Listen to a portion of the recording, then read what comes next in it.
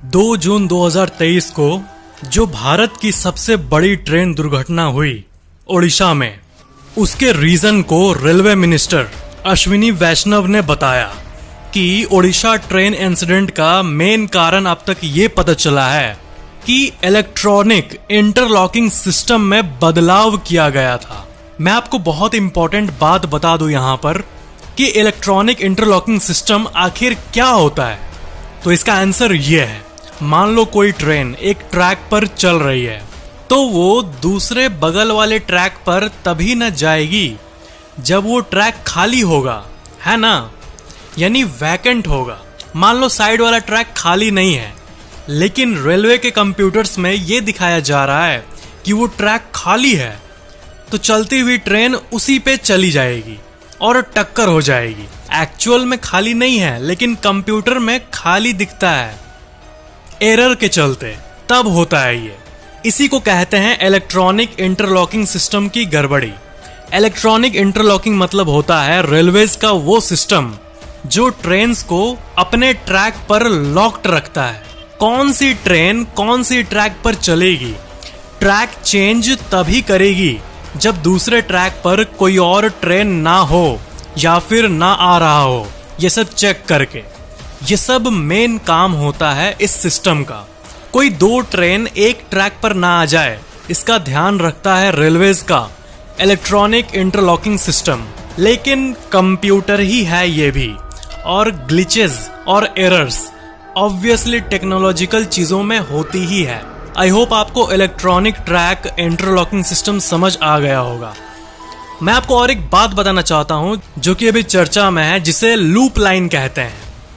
जिस जगह हादसा हुआ है उस जगह 4 ट्रैक्स मौजूद थे, 4 पटरियां, 2 मेन ट्रैक्स थे और 2 लूप ट्रैक्स थे। अब जो सब कोई कह रहे हैं लूप ट्रैक क्या होता है ये भला?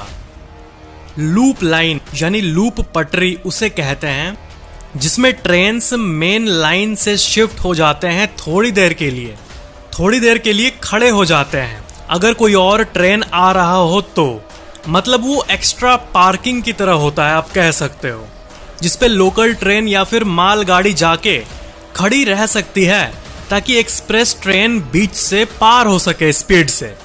तो साइड में मौजूद एक्स्ट्रा लाइंस को लूप लाइन कहते हैं। कहा यह जा रहा है कि कोरोमंडल एक्सप्रेस मेन लाइन से लूप लाइन में शिफ्ट हो गया था जहां पर एक माल गाड़ी पार्क थी, क्योंकि इंटरलॉकिंग सिस्टम ये शो करने लगा था कि लूप लाइन खाली है और एक्चुअल में वो खाली नहीं था।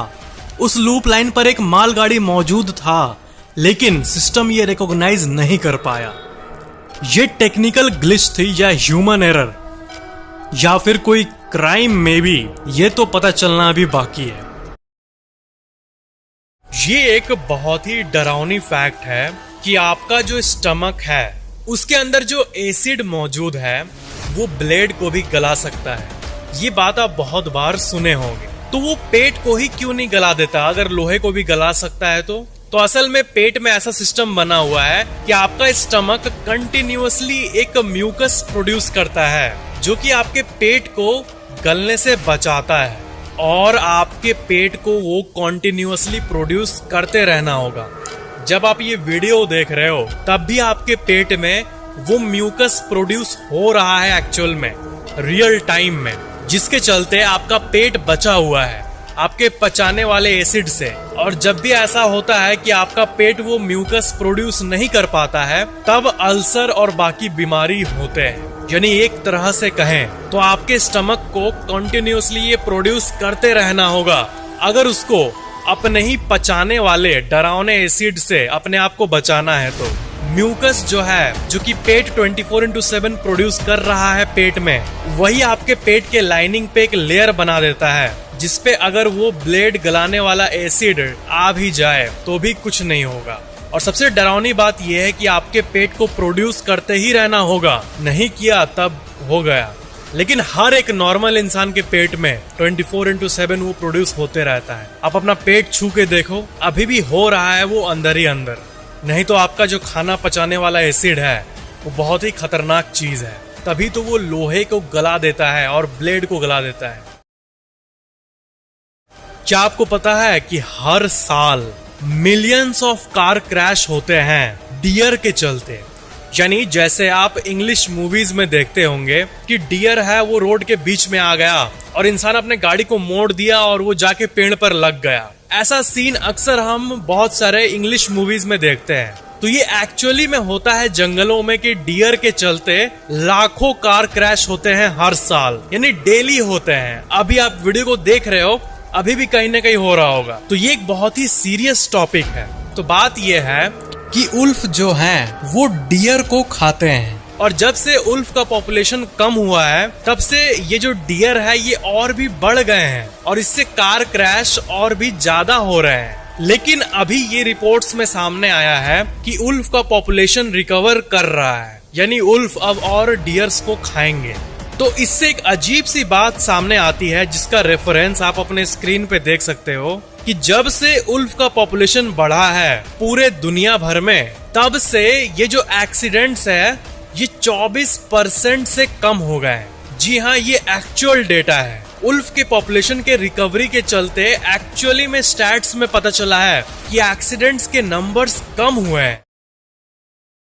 हम लोग जब फिजिकल एक्टिविटी करते हैं तब हमारे बॉडी में कैलोरीज बर्न हो रही होती है, यानी एनर्जी यूज हो रहा होता है। ये तो आपने सुना ही होगा। लेकिन जो आपका सर का पार्ट है, यानी आपका खोपड़ी, आपका ब्रेन, ये भी बहुत ज्यादा एनर्जी को यूज करता है, जो कि ज्यादातर लोग अवेयर नहीं है। जब कोई मेंटली चैलेंजिंग एक्टिविटी करता है, जैसे कि कोई गेम खेलता है या फिर कोई चेस खेल रहा होता है, तब उसके बॉडी का बहुत ही ज्यादा एनर्जी इस्तेमाल हो रहा होता है। तभी तो एक छोटा सा पार्ट जो कि है आपका ब्रेन, वो पूरे बॉडी का 20% ऑफ द एनर्जी को यूज कर लेता है जब वो नॉर्मली ऐसे शांत रहता है तब। यानी जब आप सो रहे होते हो, जब दिमाग उतना एक्टिव नहीं होता है, तब भी वहां पे 20% एनर्जी यूज हो रहा होता है। तो बात ये है ना कि जितने भी गेम्स हैं, जो भी हम खेलते हैं जिसमें हमारा ब्रेन यूज होता है, सबसे ज्यादा चेस में एनर्जी यूज होता हुआ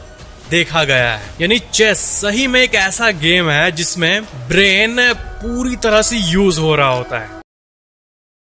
हम लोग अक्सर रिप का इस्तेमाल करते हैं, RIP, यानी रेस्ट इन पीस। तो अगर आप एंशियंट रोमन कल्चर को पढ़ोगे तो वहाँ पे रिप के बदले NFFNSNC का इस्तेमाल किया जाता है। उनका एक गहरा सा मतलब होता है इस अजीब से अल्फाबेट पे, लेकिन इसका एक बहुत ही डीप मीनिंग है। ये जो NFFNSNC का इस्तेमाल किया जाता है, इसका मीनिंग अगर आप सर्च करोगे तो आपको ये पता चलेगा, इसका मीनिंग है कि I was not, I am not, I do not care।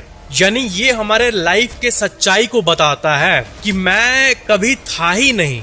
इसको अगर आप डीपली पढ़ोगे, आप थोड़ा दिमाग शांत करके पढ़ो, तो मरने के बाद सोल ये कह रहा है कि मैं कभी था ही नहीं, ना मैं हूं, और ना इससे कोई फर्क पड़ता है इस ब्रह्मांड को। क्योंकि आप थोड़ा डीपली सोचो, ये एक अजीब सा थॉट लगेगा आपको। आप हो या फिर जितने भी लोग हैं, 8 बिलियन लोग, ये यूनिवर्स के लिए उतने भी खास नहीं है एट अ लार्ज स्केल। ये ब्रह्मांड इतना बड़ा है कि हमारी धरती ही नहीं, ये पूरा सोलर सिस्टम एक चींटी के बराबर है इस ब्रह्मांड के साइज पे।